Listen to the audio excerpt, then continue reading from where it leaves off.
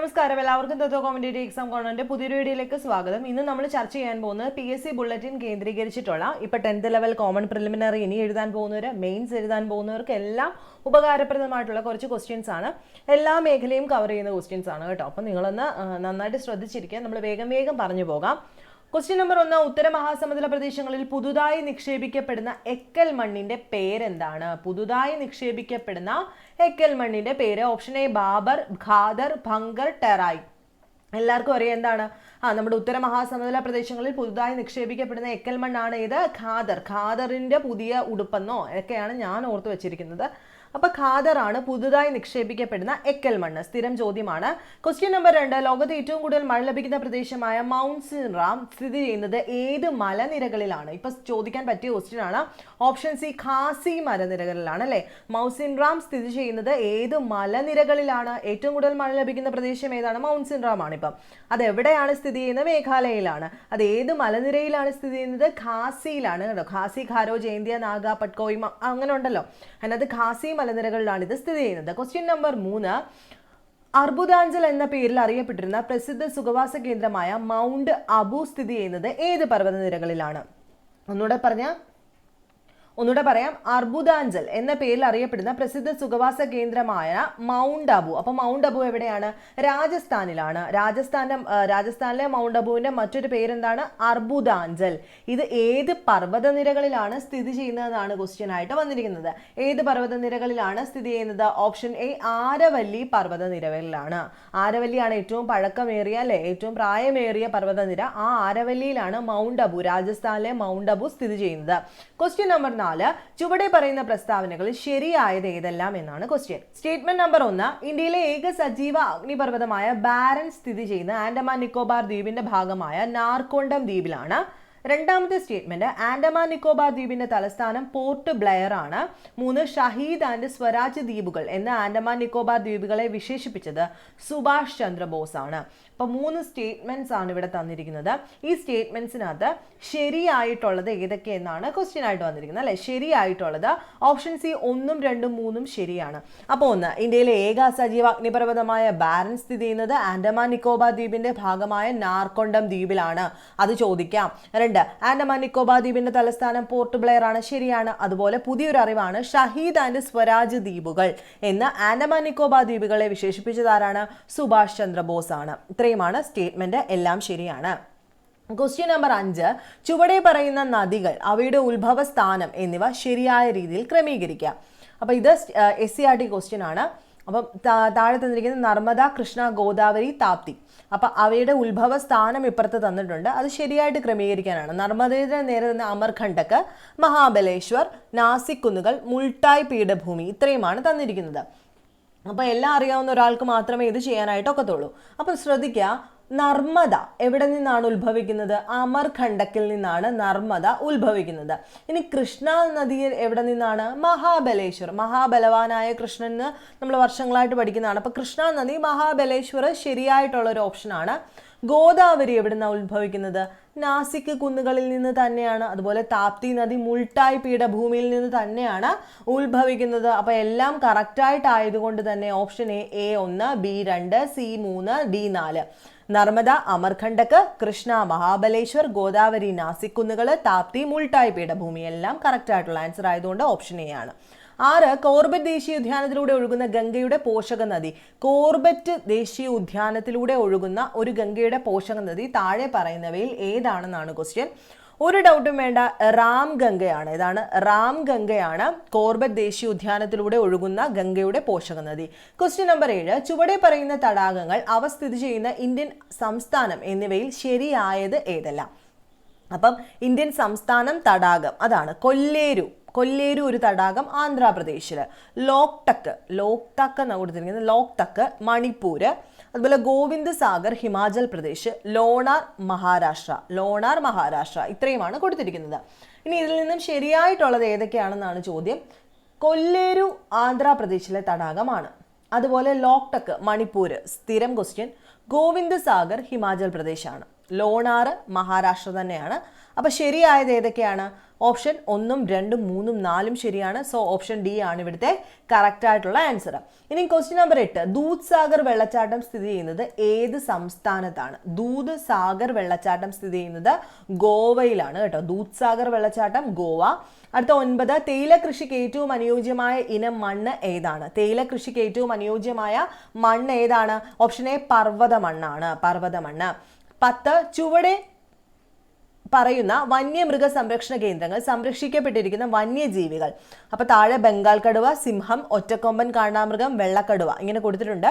ഇതിനെ സംരക്ഷിക്കുന്ന വന്യജീവി കേന്ദ്രങ്ങളൊക്കെ കൊടുത്തിട്ടുണ്ട്. ഇപ്പുറത്ത് ഗീർ ദേശീയോദ്യാനം, മനാസ്, കാസിരംഗ, നന്ദൻ കാനൻ അങ്ങനെ കൊടുത്തിട്ടുണ്ട്. അപ്പോൾ കറക്റ്റ് ആയിട്ടുള്ളത് ഏതാണെന്നാണ് ചോദ്യം. അപ്പോൾ ചേരുംപടി ചേർത്തിട്ട് അതിനകത്ത് കറക്റ്റായിട്ട് കൊടുത്തിരിക്കുന്നത് എഴുതുക. അപ്പോൾ ശരിയായിട്ടുള്ളത് ഏതാണെന്ന് നിങ്ങളൊന്ന് ചെക്ക് ചെയ്യുക. 10ാമത്തെ ക്വസ്റ്റ്യൻ ഒന്നുകൂടെ വായിച്ചു നോക്കിയേ. ബംഗാൾ കടുവ, ബംഗാൾ കടുവ എവിടെയാണ് സംരക്ഷിക്കപ്പെടുന്നത്? എവിടെയാണ്? ഒന്ന് ചിന്തിച്ചു നോക്കിക്കേ. അതായത് ബംഗാൾ കടുവയെ സംരക്ഷിക്കുന്നത് എവിടെയാണ്?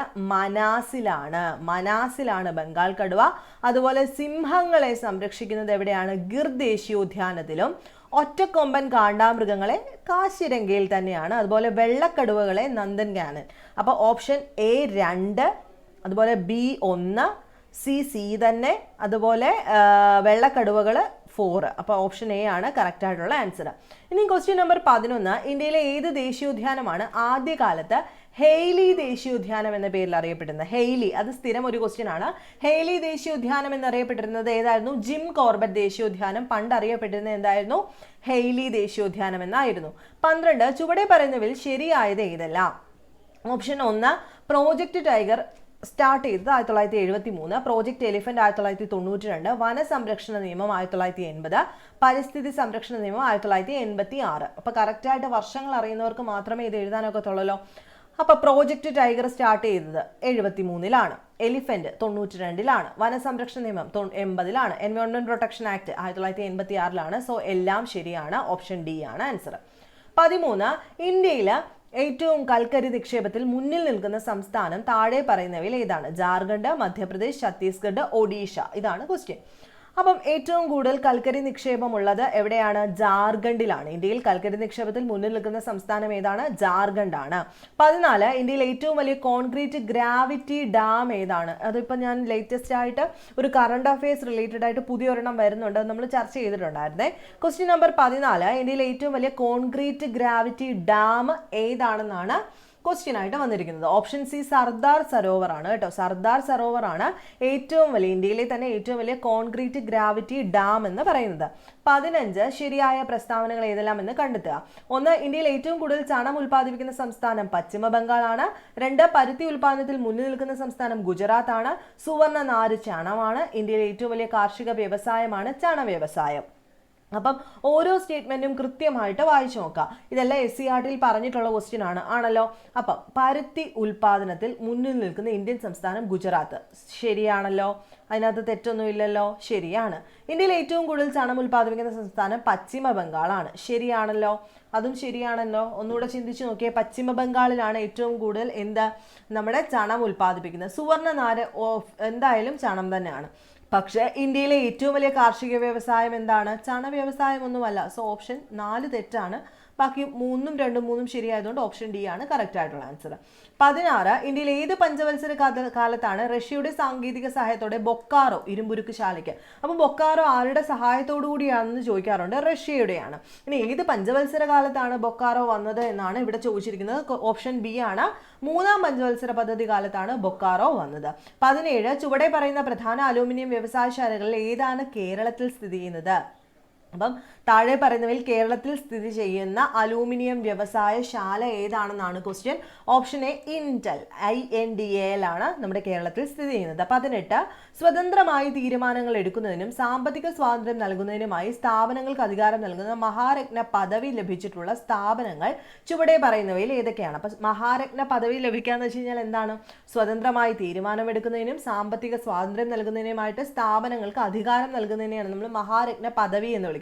അപ്പോൾ അതിൽ ഏതൊക്കെ സ്ഥാപനങ്ങൾക്കാണ് തന്നിട്ടുള്ളതെന്നാണ് ചോദിക്കുന്നത്. 1, Indian oil corporation, Bharat petroleum corporation, steel authority of India limited, Bharat heavy electrical limited. ഇത്രയുമാണ് തന്നിരിക്കുന്നത്.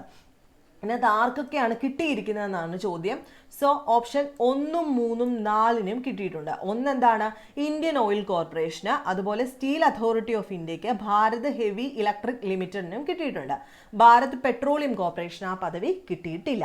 19 ഒരു പ്രദേശത്ത് ഒരു പ്രത്യേക സമയത്തോ ദിവസത്തിലോ ഉള്ള അന്തരീക്ഷ അവസ്ഥയെ സൂചിപ്പിക്കുന്നത് എന്താണ്? ഒരു പ്രത്യേക സമയത്തോ അല്ലെങ്കിൽ എന്താണ്? ഒരു പ്രദേശത്ത് ഒരു പ്രത്യേക സമയത്തോ ദിവസത്തിലുള്ള അന്തരീക്ഷത്തെ സൂചിപ്പിക്കുന്നതിന് നമ്മൾ എന്ത് പേരിട്ടാണ് വിളിക്കുന്നത്?